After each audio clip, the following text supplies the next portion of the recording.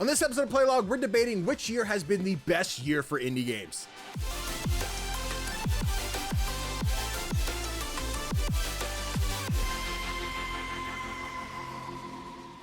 Hey everybody, CGDannyB back again with another episode of Playlog, the podcast where we talk all things indie gaming, but of course, I can't talk indie games alone because that'd be boring, so I've got my partner in crime, the Play Nice Kid themselves, Tofr. What's poppin', homie? That's not Danny. What are you talking about? Oro from hit game Wanderstop. No, the internet says it's not because I didn't shave the beard. You know what I'm saying?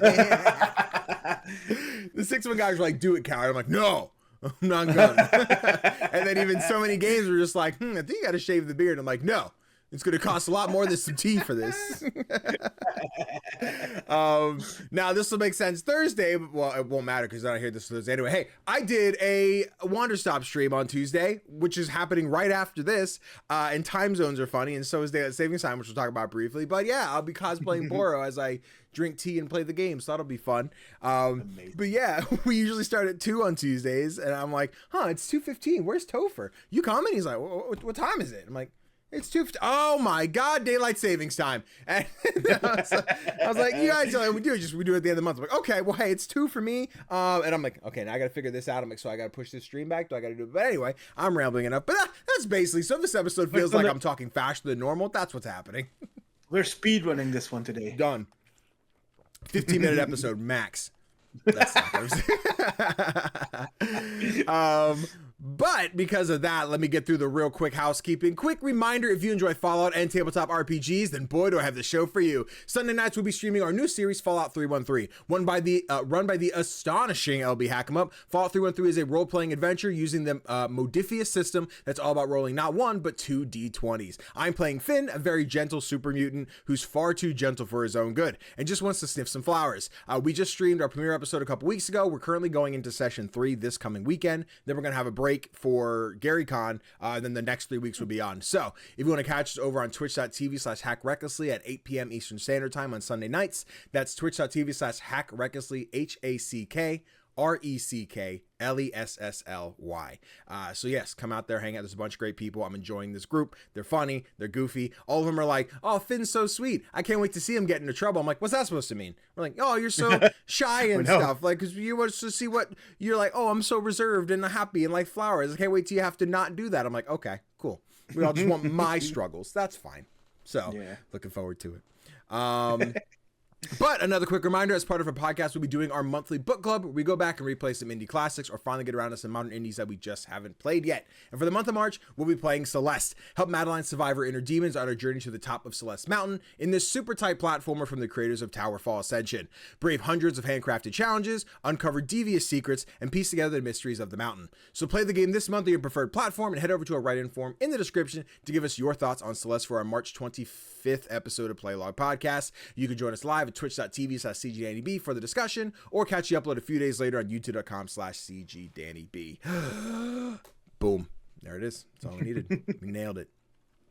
Quick indie news. We got like 7 things here, so we got to blitz through it. But first off, Tofr, you went to an indie convention this weekend, and I want to hear all about it. Yes, I did. It was called PlayTime, and it took place in Bruges, Belgium, where I live. And apparently it attracted over 3,000 visitors, which is pretty amazing. That's really cool.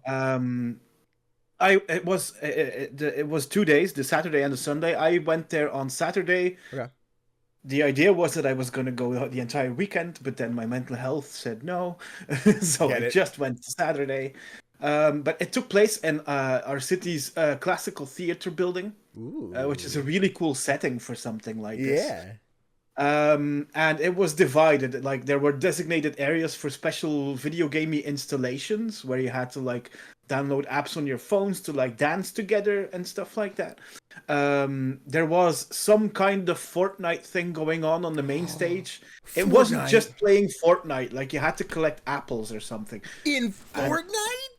Yeah. Whoa. I don't know. People weren't really that enthusiastic about it. But anyway, I get it. An attempt was made. There were halls with retro games. I saw a lot of Mario Kart on the Super Nintendo. Ooh, okay. Yeah. And there was a special room reserved for indie games. Hell yeah. Now, I didn't play too many of them Okay. because most of them weren't really my genre, Sure. or they were very, very early prototypes.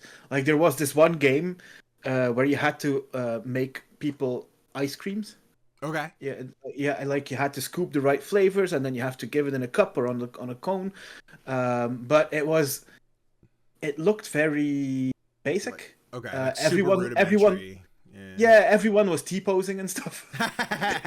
Okay. I don't know if it was if it was a design choice or if it was just early in the process. I don't know. But yeah, there were some cool games there as well. Deck of Haunts was there, one of the Okay. games I played during Next Fest. And I also talked to the people from Miracle Tea, that's a British indie dev, and they were there to present Club Soko.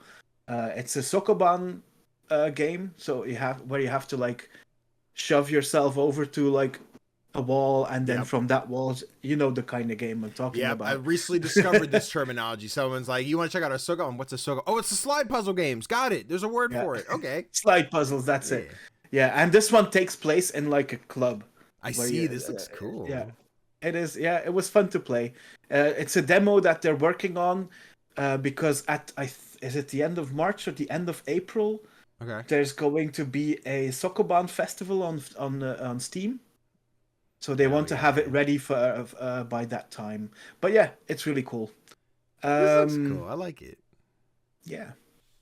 There was also an entire floor devoted to Plum Road Tea Dream, a game being developed by Samuel Baidu, a queer person of color who makes games about their experiences in life. There was this whole behind-the-scenes look at how they arrived at making this game, and it was just really cool. Like there were like miniatures of like areas in the game. There were diary entries plastered on the wall, stuff like that. It was really cool to like get a look inside the mind of the creator like that. Yeah, this looks trippy. I'm like, I don't know what to make of this game yet. I'm not quite sure yet either, but it's going to be interesting at least. That's for sure. So yeah. While there are plenty of positives here, there were lots of things to be critical of as well, though, sadly. For example, in that game with all of the in that room with all of the indie games, it just wasn't clear at all who the devs were and who were like the other crew walking around. Okay. I think only 2 of the 10 indie games on show actually had any identification. Oh no! Like the Club Soko game had stickers on the table. Yeah. And that was it. And then another game had like a sheet of paper with a QR code on it. Yeah. And that was it. There was nothing there, and I just don't get that. Like you're trying to market games here. Yeah. Make sure that people can see from a distance what it is that you're playing. For sure. Do you know, is this a first time event or has this happened before? It's not the first time, and it's not the first time. Like this year was already an upgrade from the last edition 2 years ago, because back then the indie games were just shoved into this room with these basic white desks, no special lighting or anything. Yeah, it was very dry. And at least now there was like some atmosphere in the room. They had like funky lights going on. But still the presentation was lacking. Especially because the marketing for the event hadn't been done properly as well. For example, it on the website, which is a pretty crappy website, it said under the indie game part, it said we will announce the game developers once we've confirmed them, and then they never did. Okay. So if you just walked around that room and you're like, I'm gonna check at home what games were there, you have no idea. Yeah. And that's a shame. I think like it's a free event, and 3,000 visitors is decent, but I think they could have gotten a lot more if they knew how to market this thing. Yeah, it sounds like it just didn't have like a social media manager or anyone to like keep set. Like someone's like, let's run and make sure everything's working, and then no one touched the social media part, which that's the thing is, I think the main social medium that they used was still Facebook. Oh no. Which is just we're not on that one. No. Well, sometimes if I ever get a notification from Facebook, it's like Tofr liked your thing. I'm like, Tofr saw it. I just have Instagram set to post to Facebook as well, so I never like bother with Facebook. It just all ends up there. But yeah, that was a PlayTime 2025 edition, and I hope getting over 3,000 people there means that we'll get another edition next year, and maybe they'll take some lessons from this one for sure, and get an even better edition next year. Yeah, it sounds dope. I don't get to go to a lot of conventions. We just started like PAX last year, and I'm going to PAX again here in May, which I'm very excited for. And I'm hoping there's like a still growing pains of like, oh, cool. Like this is how we should market ourselves or plan. Like even if the event's not going to, how we as a studio is going to. So people going to these conventions and whatnot are ready to showcase their stuff. Because I'm thinking, and PAX is a whole different level. It's going on for years, but like you could see the banner of Final Fantasy whatever across the room. You can see there's the Behemoth booth, there's the Devolver booth. Exactly. Like see where it's at. Which I know you're asking a lot for that, but even like we made a big poster and printed out at Staples and hung it up on the wall. I think would probably be like at least a little something to help. But yeah, that's it. But the festival is somewhere, but like I'm not sure it knows what it wants to be yet. Okay. Because it's part like an art festival. Yeah. And which would attract a more mature audience, Sure. I think. But then I see like from the marketing and everything, it mostly draws a younger audience. There were so many children there. Huh. And when I look, for example, at the indie games on offer, some of them were fine for the kids, but some of them would have made no sense for them. Yeah. Because they were too complicated, or they were too much story based and with more mature subjects going on. So I think it might be a case of figuring out what audience they want to attract more to make this work even better. Yeah, for sure. Lock in on the gamers. We'll spend our money. We do it. Yeah. But hell yeah, fingers crossed next year is better. Yeah. However, we still got some more indie news to cover here, and the biggest one, well, that's relative. The AAA Initiative has teased their next showcase, baby. Oh, yeah. We're coming back. I think you had posted this on your Instagram story. I was like, oh, shit. Anyone unfamiliar? Last year, they put on an event called the AAA Initiative where a bunch of developers got together and made a really cool showcase to spotlight these AAA indie games, some of your big boys. Last year, I'm thinking like Slay the Spire team was kind of behind most of it. But we had like this big showing of all these AAA Initiative type games. And they just put out this quick teaser, no date, but they're just like no hosts, no ads, just games. And we see teases of Mouses in there. It looks like Deep Rock Galactic. A lot that I don't recognize yet looking at these. One developer that I think was already confirmed. Hang on, let me check. I think they are called Starward Industries, the people who made the Invincible. Oh, bet.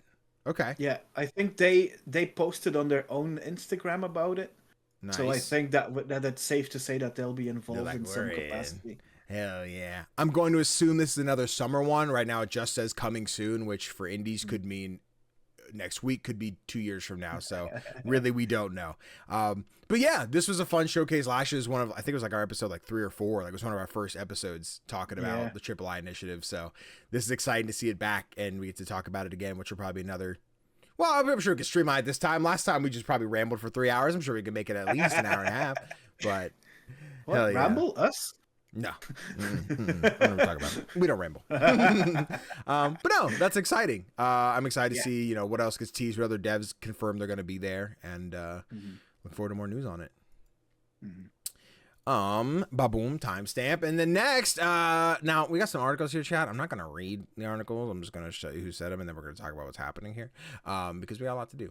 But first up, Celeste Studios canceled Earthblade, gets soundtrack release from celebrated composer. Is it Lena? I always say Lena Raine. I think that's wrong. I think it's Lena Raine. Lena Raine? Okay. Sorry, team. I fucked it up. Ms. Rain, I appreciate you. Great. This is from Ed Nightingale over at Eurogamer. Hey, Earthblade soundtrack's on Bandcamp. Listen to it. Because the game got canceled. You can't listen to it that way. So, I think that's fun. I'm excited to. That's going to be like a maybe this evening thing. Check it out and take a peek. But it looks like what it's available for $7 over here just to purchase the whole soundtrack. Earthblade Across the Bounds of Fate is available to listen to on Bandcamp and can be purchased for a full $7. I don't use Bandcamp personally. Is it like a Spotify? Like, can I stream it and then choose to buy it if I wish to own it? Is that how it? You can stream it, I think. Okay. But if you buy it, then you can stream it without ads. Okay. And you can also download the MP3s. Good deal. Good deal. So yeah, just buy it. Yeah, absolutely. 100%. That's really cool. Stream it, buy it. Support Yeah. Lena. Absolutely. In a spot where like Earthblade was like just gone, like it's done. I'm glad that the soundtrack exists, and it'll just haunt me that we're never going to get the game, but also, you know, I want to hear the music. Maybe I can use it for background stuff. I bought it, but haven't listened to it yet. Okay. But it's that makes it the second soundtrack to an unfinished game that I own. What's the other one? What's the other one? The other one was a game called Atticus 7 or something, and it's a soundtrack by Fingerspitz, the person who also did the soundtrack for the Cosmic Wheel Sisterhood. Okay. So, like, is that one canceled as well, or just like the game never released, but they did release the soundtrack. Okay. Yeah. Well, maybe this is gonna be my niche from now on. Just buy soundtracks for games that don't exist. Hell yeah! But yeah, check out the Earthblade soundtrack, Bandcamp. It's over there. Go find it. I don't know how the search thing works. I can't understand. Anyway, timestamp. Next up, Split Fiction sells over 1 million copies in just 48 hours. This one is over from Victoria Kennedy over at Eurogamer.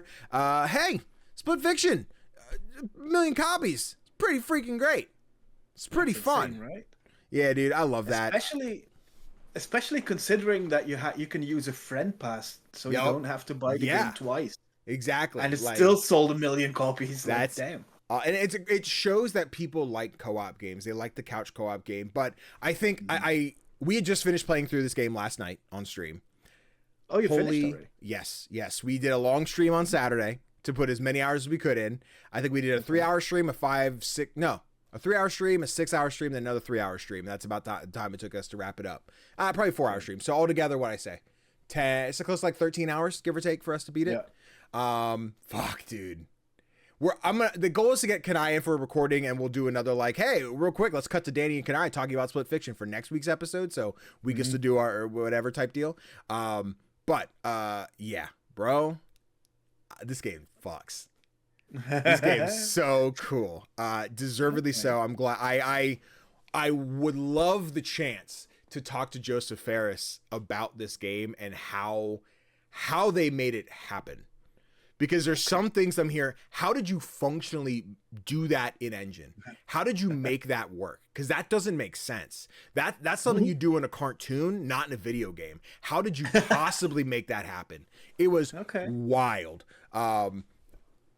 Seeing, I think it had like 170,000 concurrent players at launch or something to the effect like that. I don't know if the Steam numbers count the friend pass or not. I want to assume they do.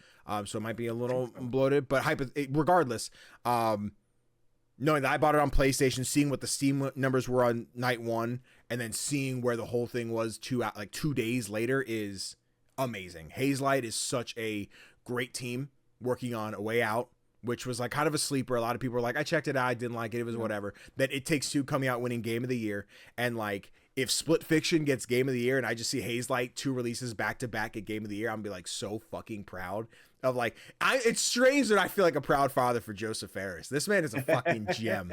I love him, and I love Split Fiction. Damn, well deserved milestone. That's so great. It's so great. Absolutely. Fuck.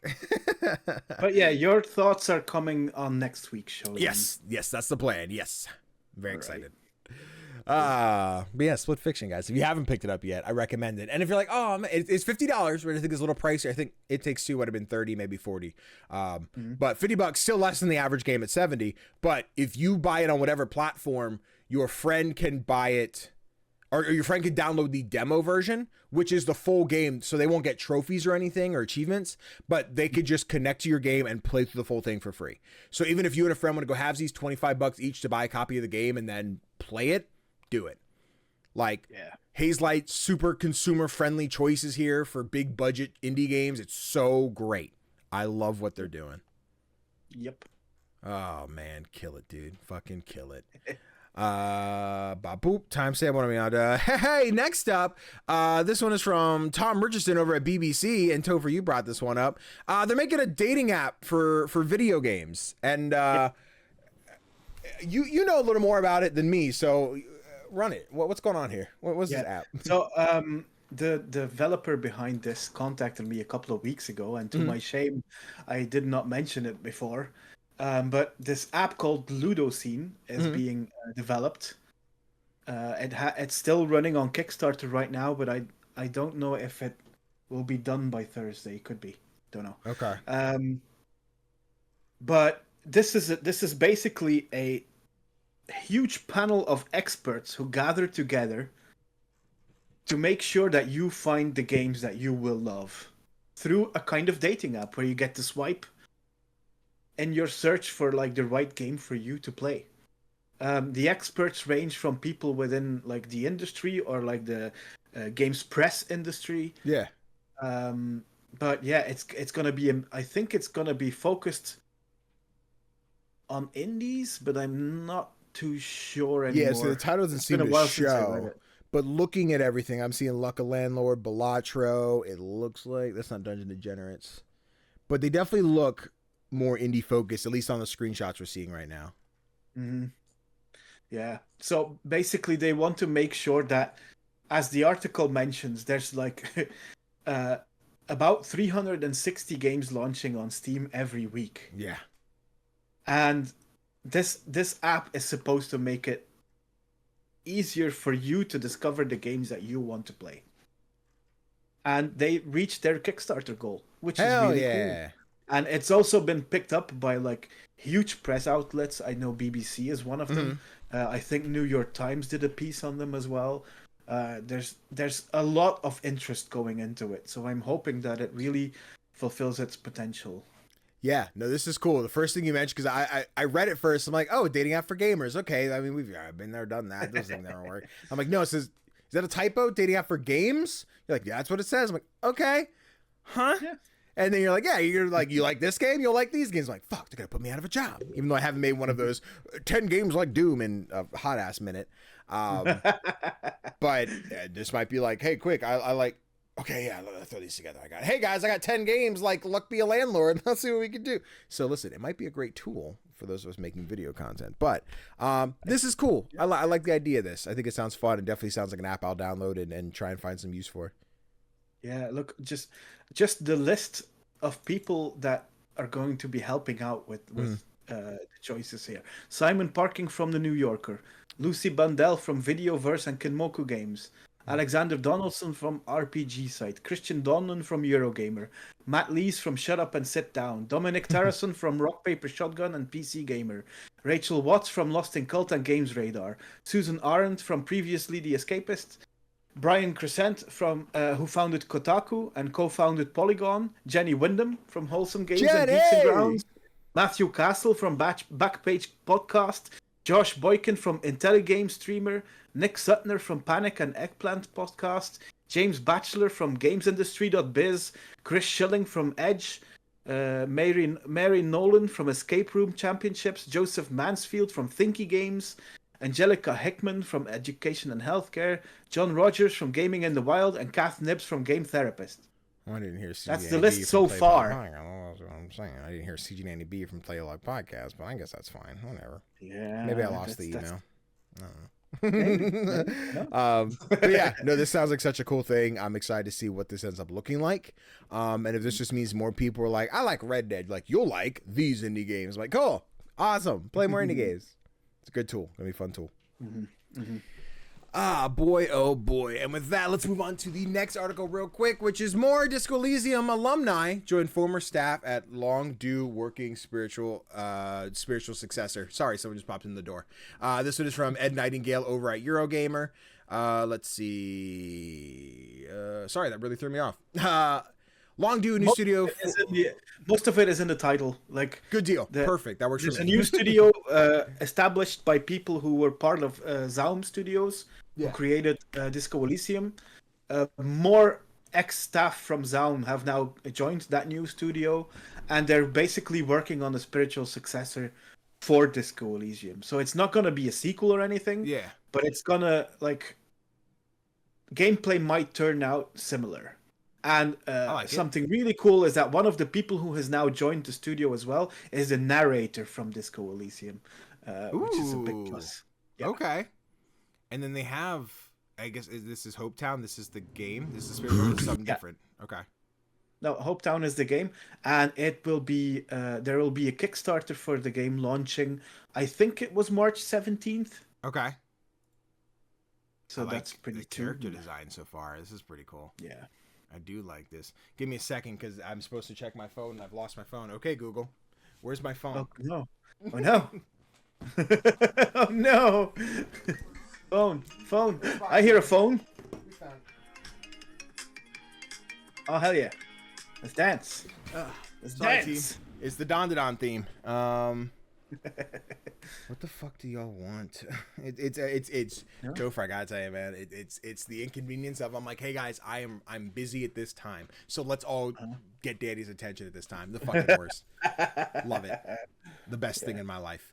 But yes, no, that's really great. Disco Elysium is such a gem, and I'm sure it'll come up here in our topic of the show. But hearing that there's something to follow, whether that be like the follow-up, the spiritual successor, however you want to look at it, that people could be like, I played Disco Elysium, I'm gonna love this just as much, if not more. I think that's really cool. And as someone who kind of got into Disco Elysium late, after I'm like, oh, the hype, it sounds cool, and just never really committed to see it through to the end. This sounds like one that, like, leading into, I'm like, okay, I know what to expect. I should stick to it, so let me do that.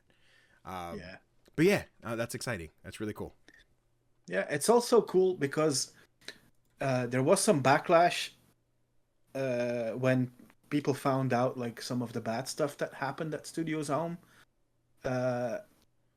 and which caused most of the staff to leave. Yeah. So it's cool to see like the people that weren't toxic working on something new, and seeing the quality of Disco Elysium, like the my hopes are high.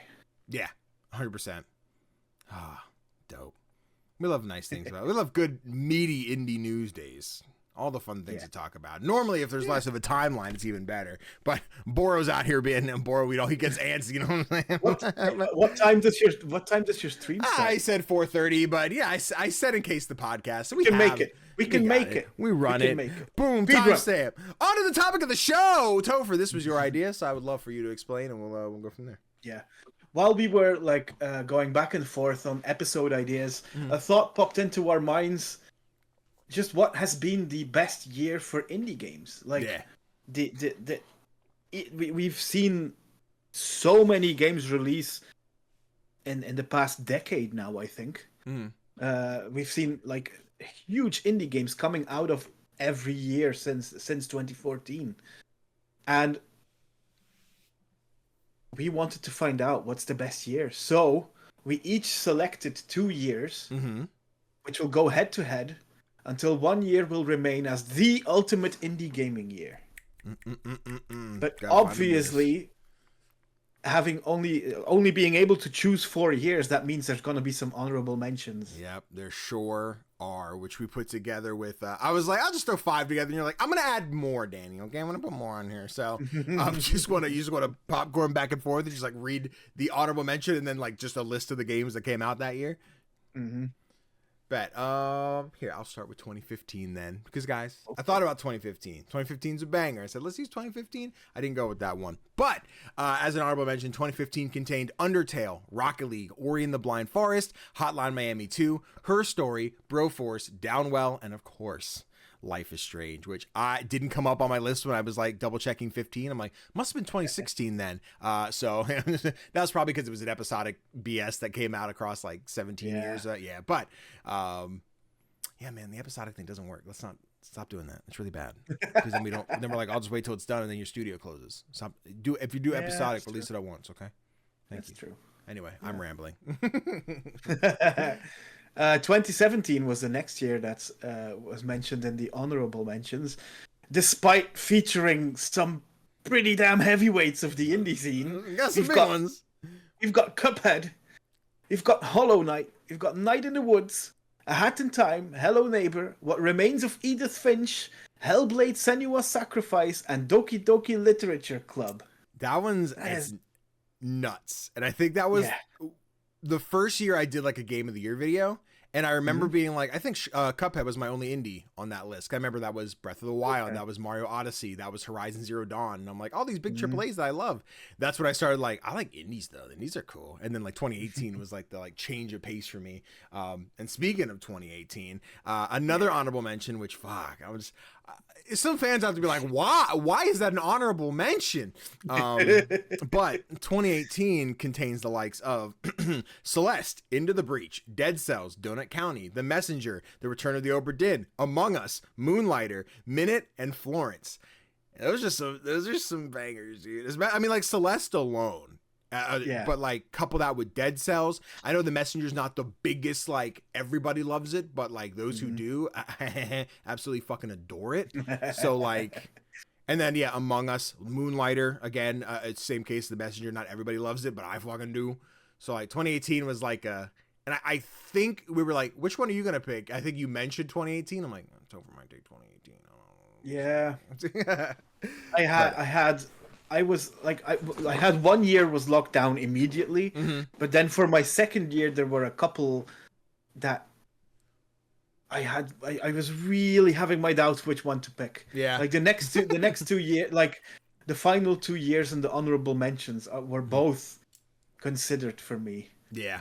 2021 featured Chicory, Cozy Grove, Loop Hero, Sable, It Takes Two, Death's Door, Inscription, and Eastward. That's insane, right? I'm just looking at Death's Door and Inscription next year. I'm like, fuck, should I have taken 2021? Damn. Like, and It Takes Two. And It Takes Two. Game of the year. That was a good year. 2021 was fire, man. Yeah. Damn. But what was also fire was 2022, which contained Citizen Sleeper, Cult of the Lamb, Dorf Romantic. I always hate saying that one because I'm not going to butcher it. Nailed it. I'm good. There's going to be one later I'm hoping I pronounce right. Then we have Seafood, Neon White, Tunic, Vampire Survivors, Return to Monkey Island, Card Shark, and Stray, which I'm indifferent on Stray. Stray's fine. Stray's good. There's nothing wrong with Stray. Just, I think some of y'all just like the cats too much. But, I put it on there because it's popular. Yeah, 100%. Because popularity really played a part in choosing which year to pick to select for this.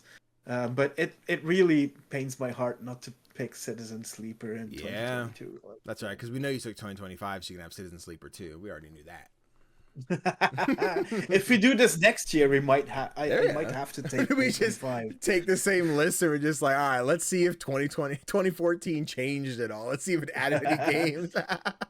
Like just 2026 on Playlog is just basically revisiting every episode and being like, did that age well? Yeah. Oh, did we say that? We can't.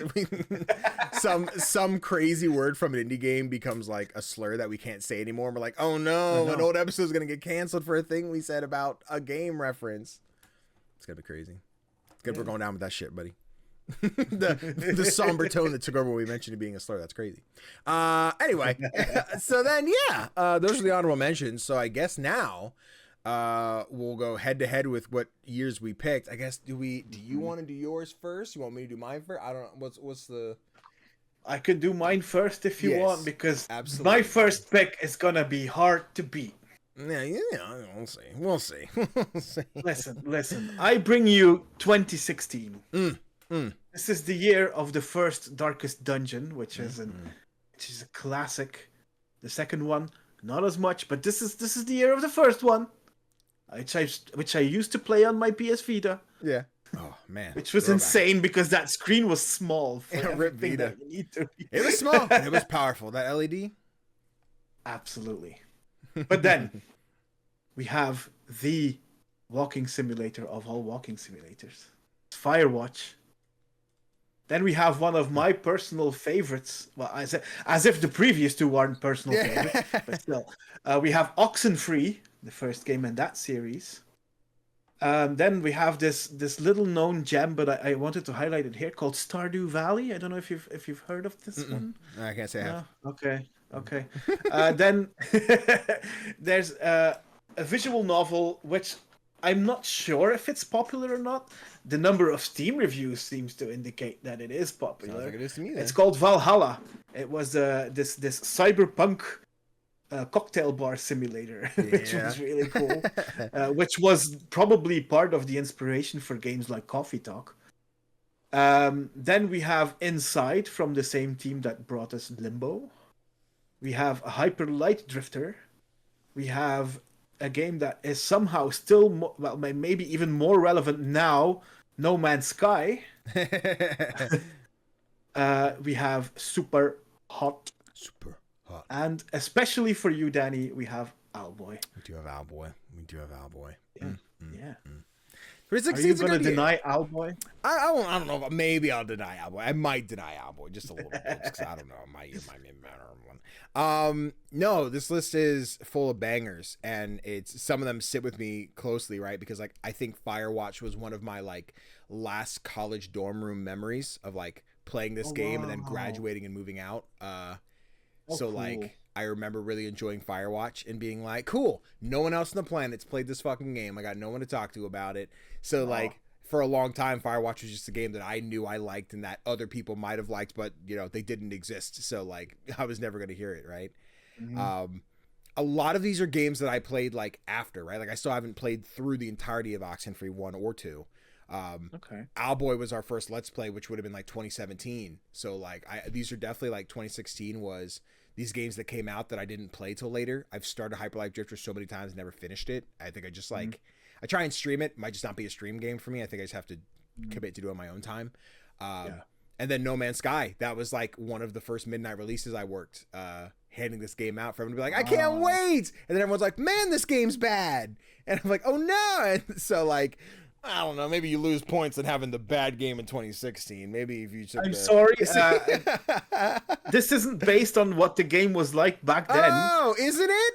Isn't that what this based whole on the thing legacy of the game? Okay. All right. I remember that. Also, it has the best soundtrack in video game history, but I might be biased. I'm just saying, Grand Theft Auto 5 it's my favorite band right there. You know what I mean? I couldn't tell you a single song in GTA 5. I have no idea. No, 2016 is wild. 2016 would have been my like infancy indie years of like I knew I played them but never really acknowledged that what they were. You know, like I was just like, oh, here's a game I've heard of. It was Little Daddy. Little Daddy. But little indies. I like this using a little cute voice because it's cute that you think 2016 even holds a candle to 2014, Tofr. Oh, wow. One of what would be considered the early years of indie gems, where everything got started, where the world said, hey, look what these little guys can do. Let me tell you, 2014, the year of Goat Simulator, the year of Octodad Dadliest Catch. We also had Monument Valley for you iOS folks, which is now, I think, fucking everywhere. The beginnings of what would be the Ollie Ollie World Series. We had Ollie Ollie. Then we had one of the best 1v1 fighters ever with Nidhogg. Hell yes. Banger. The Super Giants last hit before they said, oh, we're going to make Hades for the rest of our life. That's a lie. Pyre was in there. We forget about Pyre. Transistor was in 2014. A game I suck at, but people love, Crypto the Necrodancer, came out in 2014. And then we're just talking. Okay, hold on. I should reorganize here before I say my statement. Just say what you were going to say. We're going to talk classics. I'll say it after. We're going to talk classics. Then a game I was going to leave off until I saw which act it was. I said, okay, we can use this one. So I put Kentucky Route Zero on the list because it was Act 3 in 2014, which did have the lovely musical moment that we're like, cool, that was a highlight in that game. So we take it. But then we're talking absolute indie bangers that span time and space with things like Five Nights at Freddy's, you know, the start of a monstrous franchise that's gotten like 7 games, it's way more than 7, like 40 games, and then 2 movies now, right? Yeah, dude. And then we've got Broken Age Part 1, which I never went back and played Part 2 because I never did. So I got to finish Broken Age someday. But I had Elijah Wood Tim Schafer over there from Double Fine working on this one. And then, of course, the indie mascot. You're like, indie games? What's that?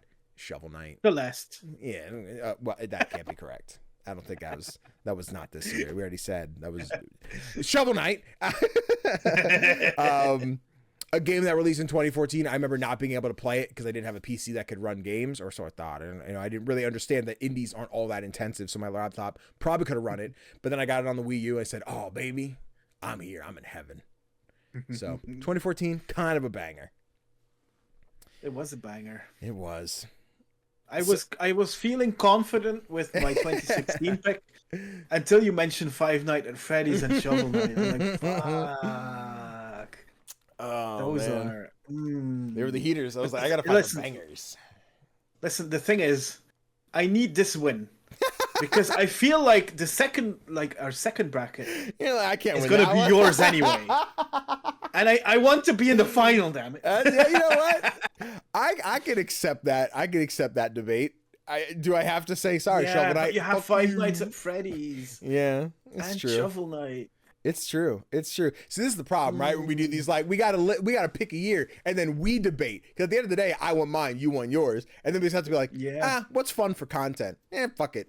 And I'm just like, you thought you were gonna win? Okay, yeah, you can have it. The thing is, Five Nights at Freddy's, right? It has like multiple games and movies, but they're all basically the same. They are indeed.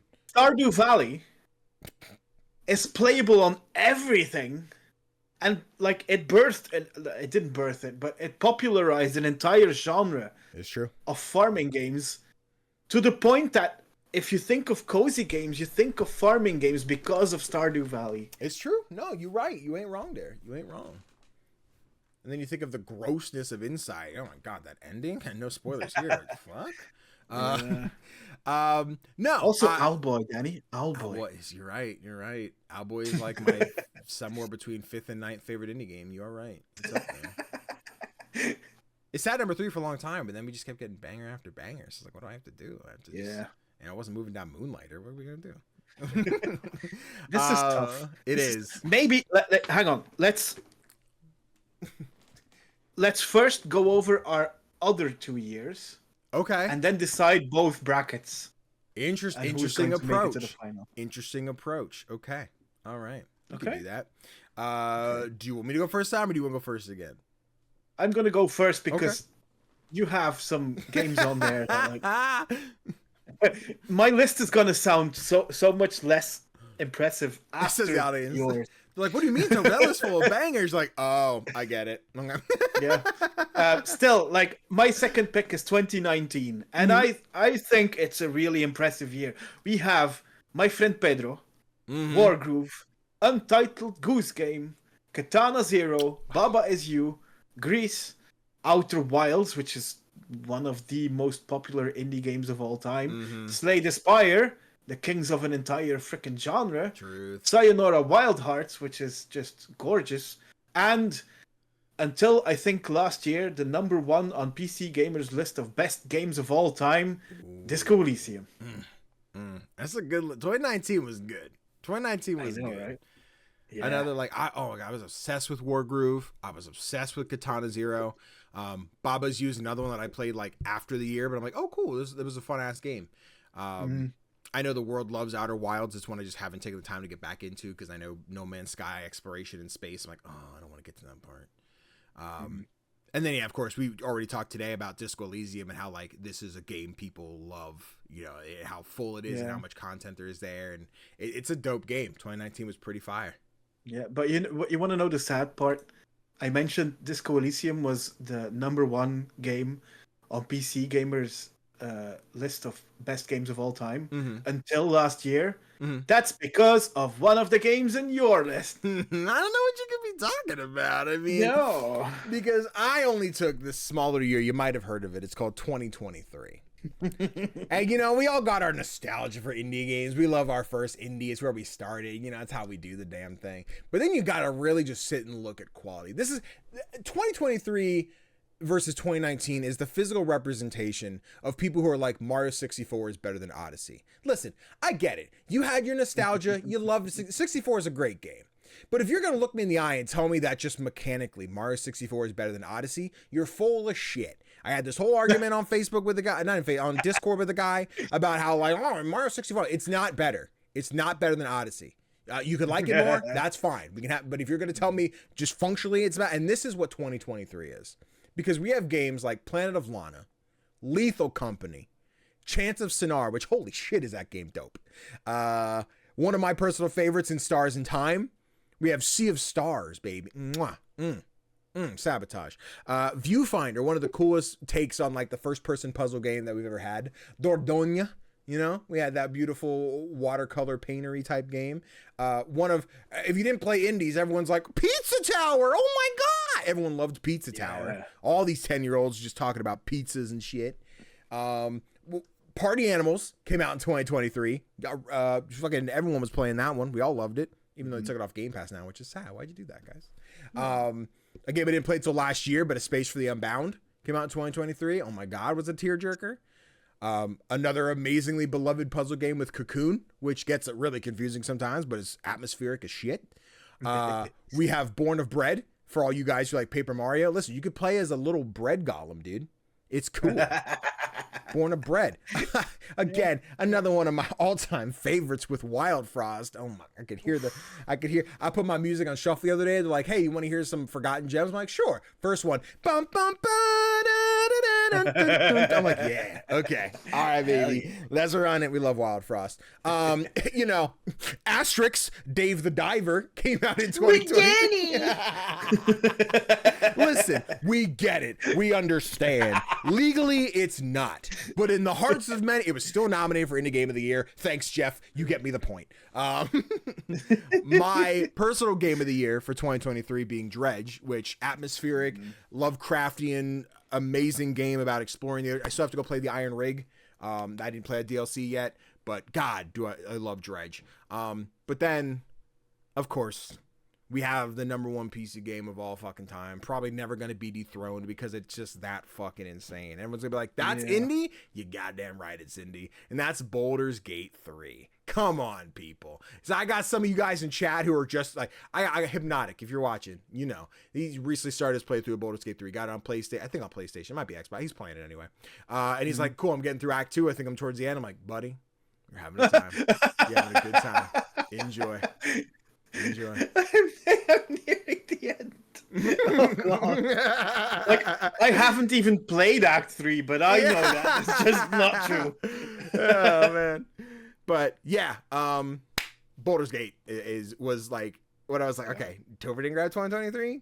Fucking locked, bitches. It's fucking locked. Yeah. So, yeah. And then of course we have our fun little notes in the doc when we're typing shit up. So you're not even gonna mention my game of the year, Sticky Business for live. Hold on, I don't understand the concept. Sticky Business. Sticky Business for life. Oh God, I got you. Okay, we're doing the God. Okay, so it was for cool. Yeah. Got it. Sticky Business, of course. Hell yeah. And then you're like, or Slay the Princess, or the Cosmic Wheel Sisterhood, or Cassette Beast, or Moonstone Island. I responded, Tofr, I only play manly games. So I guess if you want to count these cutesy little soft cozy games in our discussion, I guess we could do that. You played manly games like Disco Elysium and damn right. Slay the Spire, and but that was years before. Zero. No, yeah. But those were 2019. It was a different time. We're talking about manly shit like A Space for the Unbound or Born of Bread. Pizza or Tower. In Stars in Time, some of the most woke shit you're ever gonna see. But yeah, 2023. You know, I'll take my point. I think you have to. Yeah. I mean, as much as I love 2019, I still think it's one of the best years in gaming we've had. It's really good. But just look at your list. Yeah, that's heaters. Insane. Heaters. And I think there's even the combination, right, of like as the years go by and people are playing more indies and people are discovering more indies, and like if we were talking, none of us include, we didn't even talk about 2024. Which I was like, hold on, no one mentioned Balatro in this whole thing? What the fuck? Yeah, so put that on the honorable mentions. But yeah, like even sitting here thinking about each year, like there's more and more indies to play, more devs finishing their games, more games getting more spotlight because people are playing more indies, which is great. Like I'm sure if we were to go back to 2014, there's probably some gems that like didn't get the love. Like shit, this could have been like a life-changing indie that like none of us know about or like we've heard of, and like there's that one guy like you guys have to check out Slobby Knob McSpazatron. It's the best indie game I've ever heard of in my life, or you know. But could you spell that for me? I honestly forget what I said at this point, so I don't think I could. But yeah, I think that the more recent years definitely have an advantage of like there's a wider range of things to come out. So yeah, picking something like a 2023 2024 is almost just cheating, but I'm here to win. The thing is like even taking Baldur's Gate out of the equation, I'd still probably pick 2023 over 2019. But then you have Baldur's Gate as well. Yeah. I could have just been like, oh, I picked 2023, Baldur's Gate. You just stop the list. Yeah. Because I'm starting to wonder, is it even necessary to like decide a winner in the first round? Because is 2014 or 2016 gonna beat Baldur's Gate year? I don't think so. I don't think so either. I think you have chosen wisely. But I think for the sake of the bracket, we gotta pick. So we don't say 2016. Okay. We'll say 2016 won the first round. Okay, you got me. Really I'm in the final. All right, and then chat 2016 versus 2023. Yeah.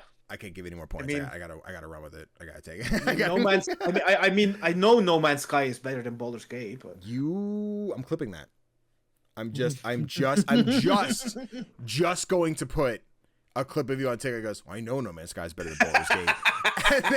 and then no other nothing else. Like a 3-second TikTok, it's just that. Go for it. That might be funnier on Blue Sky, actually. I just do the zoom in, just like, wait, it was just like, I know No Man's Sky is better than Baldur's Gate. Listen, if your game is soundtracked by the best band in the universe, it automatically makes your game that much better than anything else. Three Doors Down did the soundtrack for No Man's Sky? Three Doors Down? Is that the band you think of? I was gonna say Daughtry. I'm like, I like Daughtry. I don't think that's as funny of a joke as saying Three Doors Down. I didn't even know you knew Three Doors Down. I know a song. There was, oh my god, okay. I think it was at 3 Days Grace. Someone did a song for like an old military recruitment ad a long time ago, and I cannot think of what song it is. Someone out there be like, oh, Danny, it's this one. But like, that was like the one Three Doors Down or 3 Days Grace song that I know. I think it's Three Doors Down because they seem to like go into that we love the U.S. Army kind of thing. Military song. It was Citizen Soldier, like Citizen Soldier. Yeah, I remember that song. I remember that time. I played before all the movies back then. I remember. But yeah, they did a soundtrack for No Man's Sky. That's crazy. I need a clip of that first spaceship launch with Citizen Soldiers.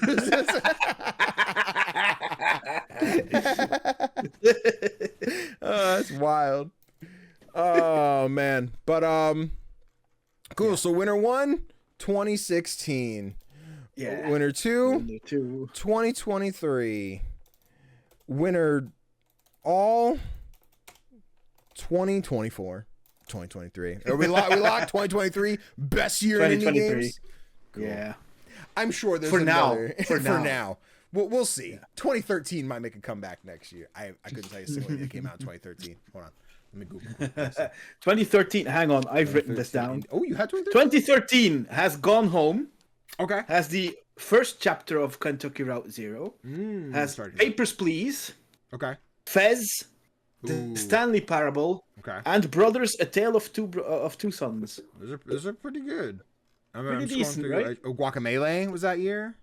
SteamWorld Dig was 20. Oh, damn. Hold on. 2013 might be a contender. Surge the Simulator. Rogue. Holy shit. No, this is Mario 64, Danny. Oh, got it. No, actually, not gonna lie. 2013. Sleeper. There's some bangers in that one. Sokoban. I think the Sokoban. I think we could make a case for each of the past 10 years to be 100%.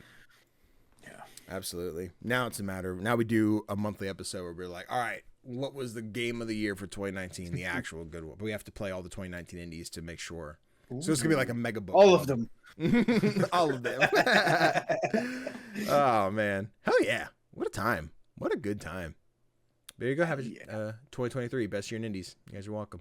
Can you imagine? We got to our verdict before the hour mark. That's crazy. We're nuts. What? That's all we have to do. It's almost as if we're speedrunning this. Yeah. Which is a good time to say, let's talk about what we've been playing. Okay, because you moved down to here, so we can do that. So it doesn't really matter. Do you want to go first? Sure. I can be rather quick about this one because we've talked about Fields of Mistria before. Never heard of it. But the thing is, yesterday, as of recording, the big new update arrived. Okay. And while I haven't encountered a lot of new things yet, because I've only played a couple of hours, there's some cool stuff there already. Like the mines were locked at a certain level. Okay. And now to get...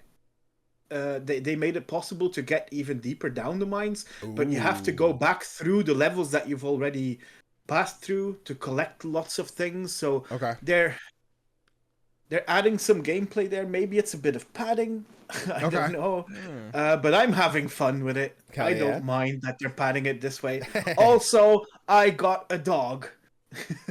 I got a dog. Let's go. Fucking cool. Yeah, and I called it Can I Pet That? Can I bet that? Can I bet that? Can I pet the dog? That's awesome.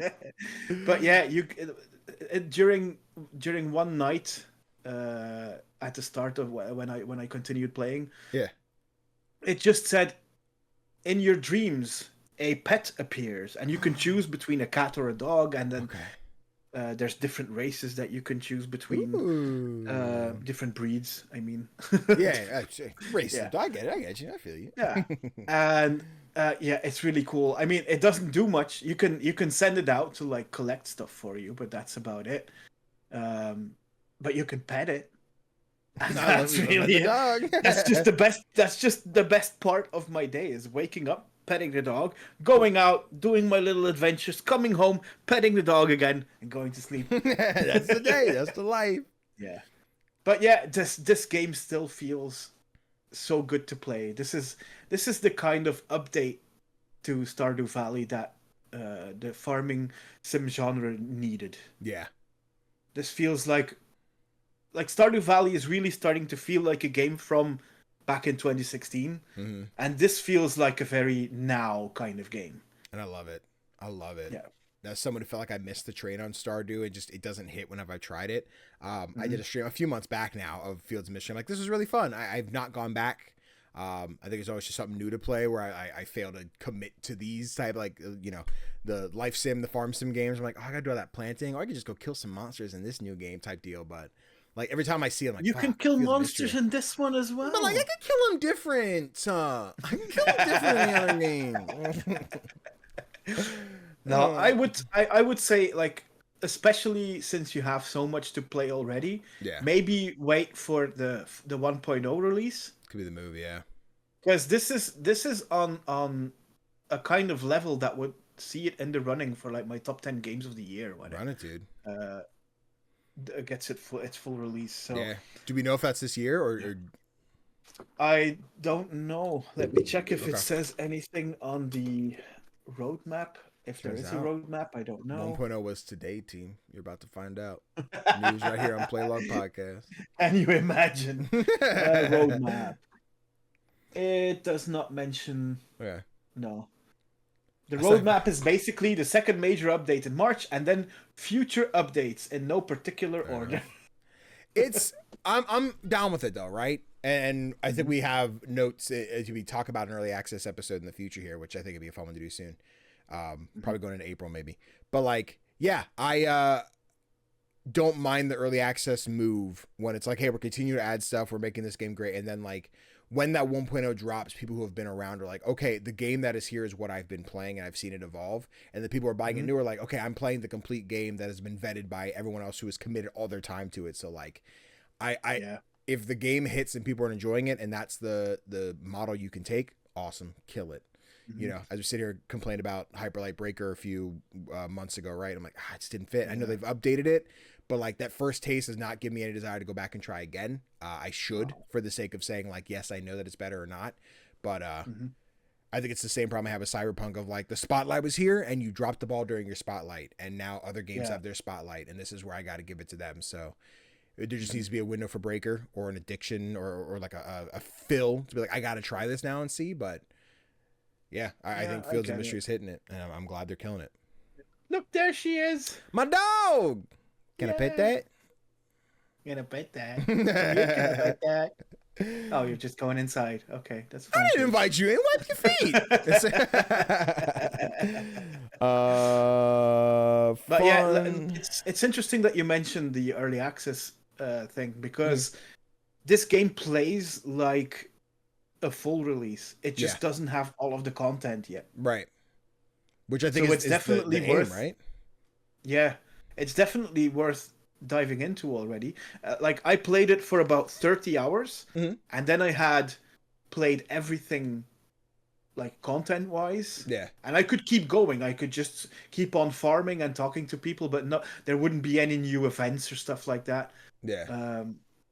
But yeah, now they've added a bunch of stuff, and this game is gonna be something special. That's so cool. I love it. Go Fields of Mystery. You guys are killing it. Who is calling me in the middle of the podcast? If you don't get the fuck off my phone. I didn't recognize the number. No name. No. Doesn't say spam. You better leave a voicemail. No brother. name. Yeah, just the number. No. Although, go back to Quick Indie News real quick. The fucking game producer, Dan Perna, just followed me on Blue Sky. Oh? I'm fucking famous. You have arrived. I'm here, baby. I'm here. What can you say? Hold on, we're gonna hit follow back. Boom, nailed it. Team, I'm a big deal. Anyway, timestamp. Let me see here. What did I play? I played both these demos before we recorded. You have two very interesting demos. All right, listen. Just Tofr, seeing the names is like. I'll let you pick. Which one do you want? I want to keep so far away from the final one. So let's start with a week in the life of Asocial Giraffe. There we go. So the developers of this one reached out to me earlier this week, which I think was a good time to get me like recovering from Next Fest. I'm like, I don't want to look at another demo. Like, hey, we have a demo. I'm like, okay, I'll try it. I'll check it out. The demo's about 20 minutes, but the game is called A Week in the Life of Asocial Giraffe. I struggle to say the name because I think I'm reading it like it's a social giraffe. Like it should be A Week in the Life of an Asocial Giraffe, which is not either way. I think Asocial Giraffe is like his name. Like we're calling him Asocial Giraffe. So it's weird. But anyway, so it is a it is a point and click adventure where you're playing as this socially just anxious giraffe. And everyone, like, the game starts, you get to an elevator, and the guy's like, hey, you're new here. I don't think I've ever seen a giraffe before. How's the weather? I hope you're having a good time. How you having a nice restaurant? And, like, anytime this poor giraffe is met with social interactions, explodes. Just blows up. And it's just like, I can't handle this. Boom. And you're like, oh, no. Oh, no. What do we got? For video watchers, hold on, I'm about to say it. Bang. Dead. This is... and this is the loop on every level. So the demo gives you 3 levels where you go in and there's a person there that you can talk to. They're going to be the ones that are going to tell you like, hey, here's what's going on. Here's what I need to accomplish. But that will also be like, you're going to die because you're going to have that social interaction of like, oh, people, I don't like it. So you're going to pop. But like the first one you get on this little train and the lady's like, I can't find my purse. How am I going to get it? The goal is to give the bone to the dog, which they can't see in the video because it's behind your camera, but there's a little pug. But you're supposed to get the bone in the purse so the dog takes it to her. And it's like, okay, we got the woman. We helped the woman with her thing without having to talk to her. Great. We did it. And they start really simple. But then like the next level, you are in a grocery store and all you want to do is leave with a can of matcha. But there are 2 sample stands that are just filled with people. And if either of them are empty, the person at the stand's like, hey, do you want to try a sample? I think you'd really like my drink. And you're like, oh my God, don't talk to me. So, but when you talk to her for the first time, she's like, hey, these people are suckers. They will buy like anything that's advertised them by a celebrity. And this stand is like, oh, this is advertised by whatever celebrity, right? So you want to take one of the other cans so you could move the whole crowd to another part of the store so you can sneak by them, get the can you need, and then sneak back. So it's this fun cycle of like a really simple point and click puzzles. A lot of point and click games do the thing of, oh, I picked up a ladder, but when do I use it? Oh, there's a high spot I have to get to. Obviously, I grabbed the ladder. You're like, oh man, this ladder's not going to fit here. I'm like, what do you mean the ladder's not going to fit? But then instead, you have to grab sticks and build a ladder out of, and when you already have a ladder. It's one of those weird things, right? The point and click shenanery. But like, this is super simple and calm. Like the levels are pretty quick, but they're not just like, boom, you got the answer. Like you did have to figure out some stuff. Like anyone watching again, like there's the can I need to check out with, but I can't reach it. So I have to go back a couple screens, grab the stairs, go back, grab the can, whatever. I'll stop spoiling the puzzles. You can't reach it. You're a giraffe. But it's my neck. My hands aren't long enough. My arms aren't long enough to reach the can. Grab it with your mouth. What? That's so inappropriate. We're in a store. I have to go wash this off. But what's really cute about this one is like you grab the can, you go to check out, and they give a fun little like, hey, here, like a diary entry for the day of like, here's what I accomplished. I never drank the drink because I forgot to buy a straw and I was too shy to go back in. And like, it's really cute. It's like, man. I'm enjoying this a lot. It's only like the 3 levels for the demo, but it's on Steam. You can check it out now. I don't think it has a date quite yet. No, it doesn't. But I think it's going to be a fun one to just hang out and play later. Like here's like, I don't have a straw, so I didn't drink it. I think it finally happened, Danny. I think I found my spirit animal. Let's go! Asocial Giraffe. And I won't spoil the last level. I'll let you guys figure it out so you can go play it for yourself. But yeah, it's really fun. It's easy. It's simple. I do love point and clicks. But yeah, like I mentioned earlier, I suffer from the like, why is the thing that totally should work not working? And it's only 3 levels, so that could still be a problem that comes up later where I can't figure it out. But it's a puzzle. You got to figure out the puzzle.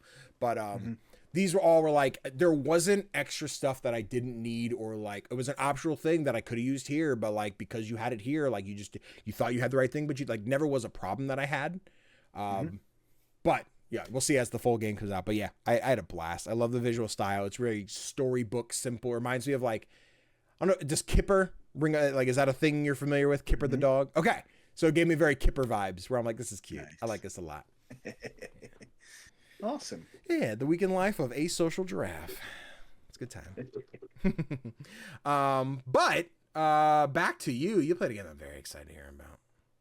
Yes, I played Nights in Tight Spaces. This is the sequel to Fights in Tight Spaces by developer Ground Shatter. And basically this is a roguelike deck builder where you have to consider your own position within the level during the fights. Yeah. So there's an added element. It's not just basically attack or defend just like that. No, you have to move around the room. You have to use the room as if you're John Wick, like smash their faces into walls and stuff like that, or kick them out of a window. So, there's so much going on, and for people who are watching, you can see the visual style is really cool. I was a fan of like the black and white aesthetic of the first game, but I love this so much more. So good. The game now is set in like this medieval fantasy setting, and it looks like everything is hand drawn. It looks like it's sketched, and it just looks beautiful. Gameplay is, I'm a little conflicted on it so far. Just because I like my deck builders not too complicated. Yeah. And the thing with Nights in Tight Spaces is there is a lot happening at any given time. Like there's a tutorial that takes about 10 minutes to complete, which will already give you a lot of information to work with. But then while you're playing, there are still going to be new features that pop up. And every time you get a pop-up explaining how this feature works. And these pop-ups keep on coming. It's cool, but from what I've seen from other people mentioning in like Steam reviews and stuff, this could have been streamlined just a little bit more. Okay. there's just so much going on. There's like different modes as well. You have the story mode, you have the daily mode, you have the endless mode, and it becomes hard to like pick one thing to do. And then when you have chosen, there's so much stuff going on because you have your starting character, but then you can form a party with people that you meet along the way. So then you control not one but multiple people during these fights. Some of them will be close combat. Some of them will be for example, people with bows. There's so much going on, and there's so many different strategies at play, and I'm struggling a little bit to find my groove with it. Okay. Yet, I think I will, and the game is just that high quality that I will keep on trying. Hell yeah. Because it plays beautifully. Like the combination of the art, the gameplay, the sound, the music, it's all really, really great. This is one of those games that's like almost perfect, but just doesn't reach it. Okay. Interesting. Okay, I'm definitely down to try it. I still want to, when I get a moment to breathe, want to hop into this one because I again loved fights in tight spaces, and I enjoyed the demo for this one. It was one of those ones that I'm like, cool. I've played like 2 rounds. I'm so ready for just the full thing. Like I can just commit and keep going. And I've been nothing but excited about it, especially with the visual style. The levels that we're seeing right from your footage so far has been used solo. Have you gotten to the point where you've had a party yet? Like more than one playable character, or are you? No, I haven't. Okay.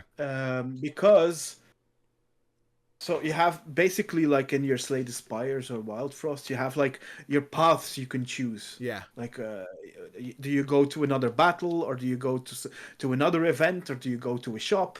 Okay. And there like most of the time you just move from battle to battle. But then I had, for example, there was one fork in the road where I had to choose whether to heal up, find another party member, or do something else. And I needed to heal. Gotcha.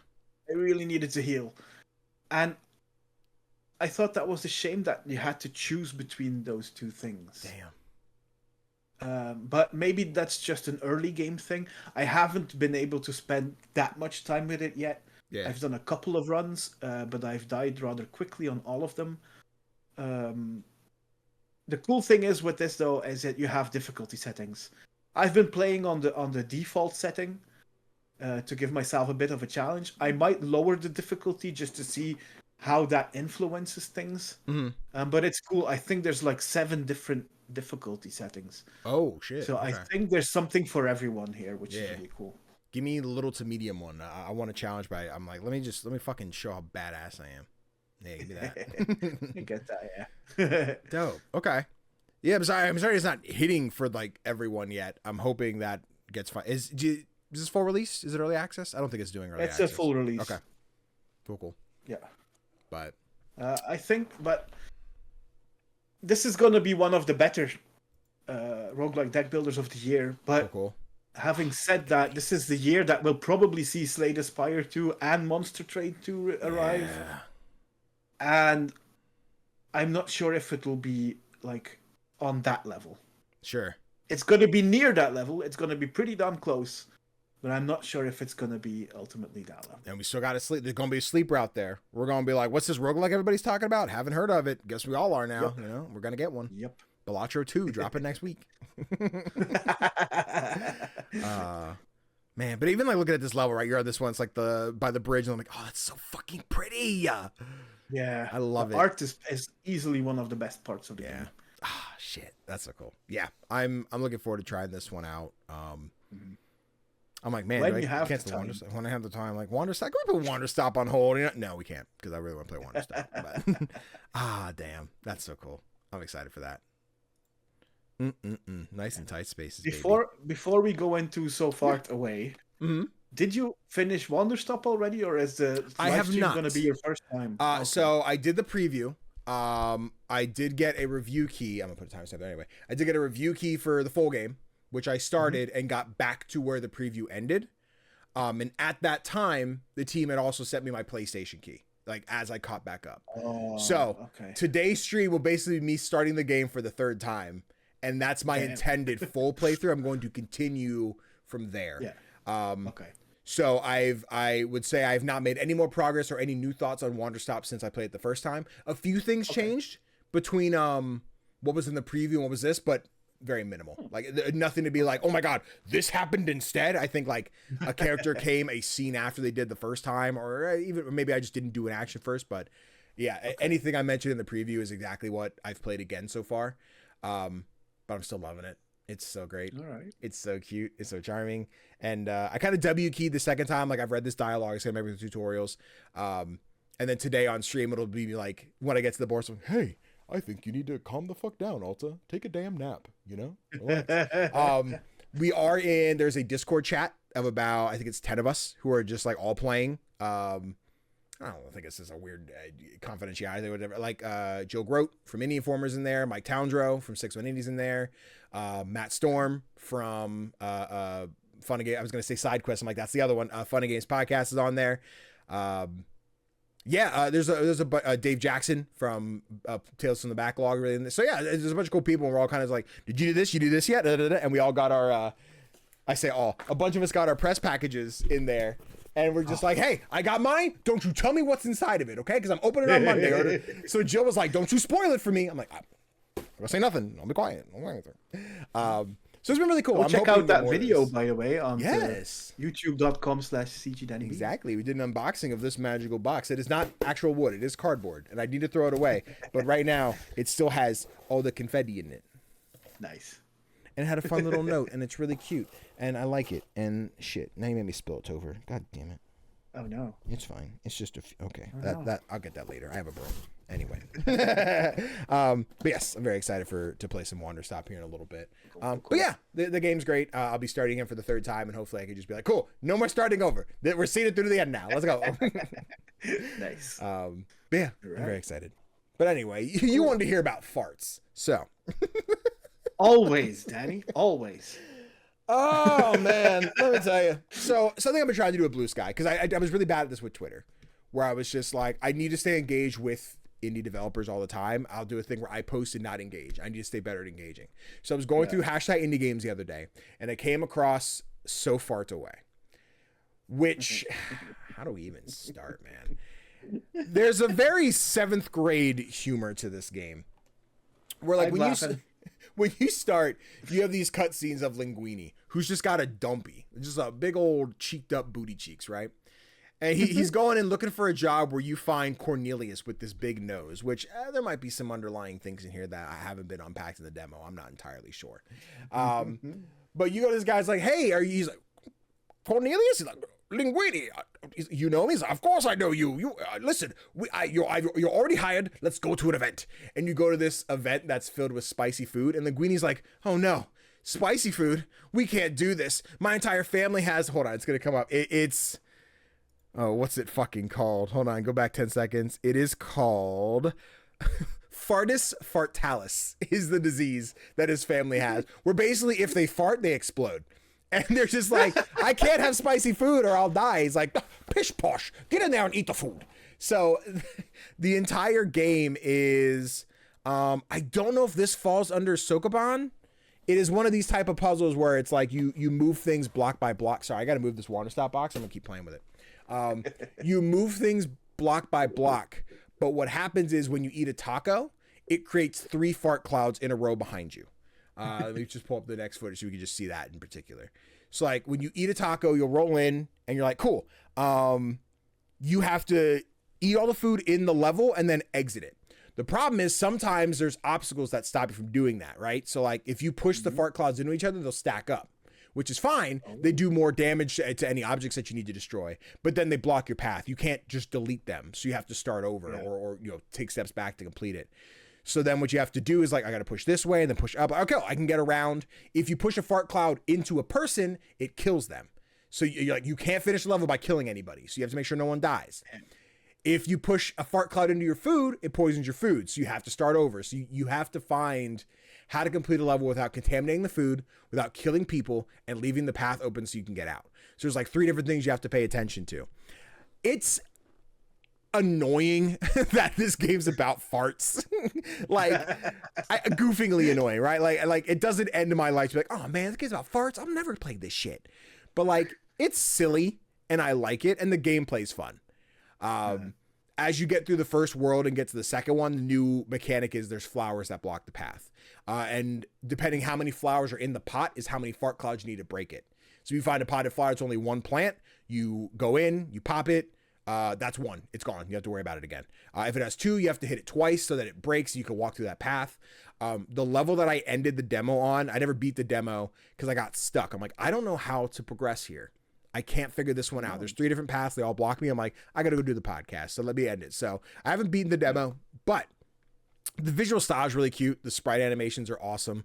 And that's the weird thing of like, damn it. I just want to be like, hey, everyone, you should check this game out. It's about farts, but it is funny. It's yep. That's one of the jokes at the beginning. You're like, I can't eat them. I'll die. And he's like, no buts. And he's like, BUTT. I'm like, okay, all right, got it. But yeah, something about your boss having a giant nose and you farting. I'm afraid there's gonna be some weird like, aha, I love the smell of Linguini's farts. I'm like, I don't know what's gonna turn. Listen. I've known a person when I was younger. He had the biggest nose I've ever seen, and his family name was Odors. That's not fair. Yeah. Chaka, that's an L. That's an L. I hope he took his wife's name when they got married, Doug. I hope they changed that up. I'll tell you. That's rough. That's rough. Yeah. But no, yeah, this demo's on Steam. It's a simple, short one. As far as I know, it's just the first 2 worlds, it looks like, but there were like at least 20 puzzles to solve. So like, plenty to play. And it's easy enough that as you start figuring it out, you're like, okay, I got to push the cloud, do whatever. Cause you'll see there's things of like, I have to push the cloud like up onto a ledge so no one can touch anymore, but it's out of my path. But it has really intuitive controls. You can either just do Z to like step back step by step. So you're just like, cool, delete, redo. Or you can just hold R to reset the whole level and just start fresh. Which another annoying thing is that the cloud animation reminds me of Moonlighter with like the ooze and the goo. Like, I don't want to associate Moonlighter with Linguini's farts, but I think that aesthetically is why I was in it. I'm like, oh wait, I'm interested now. It like the animations are good. It's a very clean looking game.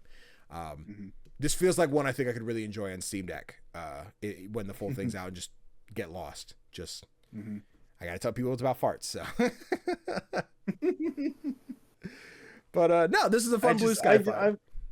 I love how you're gassing this game up. Because it's farts.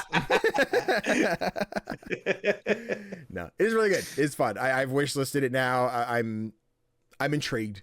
And it's going to come out in like 3 years. I'm going to forget. I'm like, what is... Oh, the fart game. Forgot that came out. It's already out. Is it shit? No shit. Yeah. March 7th. No shit. I had no idea. But it only has 3 reviews so far. Right, well, chat. Hold on. I'm going to reach out to the devs. I'm trying to get a key. I didn't realize it was out. I just played the demo. Yeah. Fuck it. So farts away. Can I find it on Blue Sky? The developer is called Ratayada. Hold on. I found Boa Games. They're the publisher. Okay. I was looking at their indie game studio BR. I'm like, oh, what's BR? Is it the same thing as PR? I don't know. I don't know what BR is, but I followed them. I'll be shooting some messages later then because I want to play this game. I'm going to see if they hand out a key. Cool. Huh. But yeah, one far away. I guess it's out now. Go play it. Oh man. But with that's what we have been playing this week. So let's move on to the indie releases for this week. This is March 13th to March 19th. We've got Midnight Murder Club on March 13th for PlayStation, PC, and Early Access. And then we've got Beyond the Ice Palace 2, which is March 13th for PlayStation, Xbox, Switch, and PC. We've got One Button Bosses on March 13th for Switch. We have Kingdom of Cards on March 13th for PC. Travel on Pigeon on March 14th for PC, Rainbreaker on March 18th for PC, and then 33 Immortals on March 18th for PC and Xbox in Early Access. Any bangers in there you're looking forward to? Probably those last 3. Yeah. Travel on Pigeon looks like a fun rhythm game. Yep. Rainbreaker is I'm gonna get frustrated with it, but I want to give it a try. And 33 Immortals, like it's by the same studio that made Spiritfarer, so I have to give it a chance. Yep, same. Yeah, those three are on my list. I'll say for discretion, I did an ad for it a few months back, but Kingdom of Cards is really fun. It's one of those like city builder. You talked about last week during our Next Fest. There was the one game about the city building, the Stack Lands meets. So I forget what that one was. Koa, something in that realm. Yeah. It's very much like that game as you try and find it. Kingdom of Cards is the cool one. I think when I did that, it was for check out the demo, and now the game's here, so that's a cool one. And then One Button Boss is also very cool, where you're like an on-rail item. It's very Galaga-esque, but your character's just flying around the screen on whatever path they're on, and the only button you hit is to change direction, so you can continue to shoot. So it all really is finding the momentum and stopping and not getting hit by obstacles. So very much Cuphead coded in the way I love to dodge bullets and shit. So I'm like, okay, One Button Boss was really cool, and seeing it on Switch is fun. So. Cool. Yeah. Bada boom. And then to round out the episode, this is where we take a moment to spotlight an underrated indie, whether it's something that, people are looking forward to coming out or something we've already played that not people have checked out, etc. This was my week, but I was gassed. So, Tofr, you took over this week. You get to tell me about this game here. Yeah, I've been playing this free-to-play game called Right Warz. And it's free-to-play? You didn't tell me that. Warz with a Z. Because that's cool. Yeah, it makes it cool. But basically, it's a 6-player creative sandbox where you get a prompt, like for the start of a story, and all of the players write a couple of sentences to continue that story, and then you get to vote on which player is taking the story forward. And then you get points when you get chosen, or if you chose the winner, you also get points, stuff like that. And basically in that way, during 10 rounds, you create an entire story, the 6 of you all together. And it's a really cool concept. Yeah. It reminds me of, what's the Jackbox game called? Any of them? I mean, you could talk one about... with Go ahead, which one? The one where you write jokes. There's Joke Boat. There's Against the Internet. It's like Cards Against Humanity, but instead of choosing a card, you have to write an answer yourself. Quiplash, that's the one. Cool. It reminds me of that, really. Yeah. This is cool. You were explaining it earlier. This is dope. Yeah, there are added features where you can buy stuff to like help you or hinder other players. For example, you can buy certain words that you have to use, and then if you use them and people vote for your line of text, then you get extra points or another bonus. You also play as a character, not as yourself, and these characters can be collected in a way that reminded me a lot of Marvel Snap. Ooh. Where depending on which character you're playing as, you'll get a different bonus while playing. It's just really cool. If you're in this creative rut and you just want like a way to get out of that, this game might really be like that pick me up. Yeah, this is cool. Like again, you were explaining, I'm like, this looks dope, or like sounds dope, and I was seeing it, I'm like, oh shit, hold on. And then you're like, and then it's free to play. I'm like, it's free to play? What the free fuck? To play. That's insane, right? This is a cool one, dude. I'm just hoping, because like it's 6 players together. Yeah. I'm hoping it finds a crowd that's large enough to keep this game going. Because right now it's only sitting at like 12 reviews on Steam. Okay. Which isn't a lot a weekend. Yeah. But it's so much fun. They switch themes as well. Okay. So when I played it the first time this weekend, it was like more of a horror vibe. Ooh. But in the footage that you can see in the YouTube version here, it's all about pirates. And you can take the story in any direction you want to. It's really cool. You just have to try and make it engaging enough so that the other players will vote for you. Yeah. So are you all 6 people right in each round? I'm trying to decipher a look at it, right? Because there's like vote round 2 of 2, right? So did it gave 3 prompts and then gave another 3 prompts, or did you got hey, you won, you did it?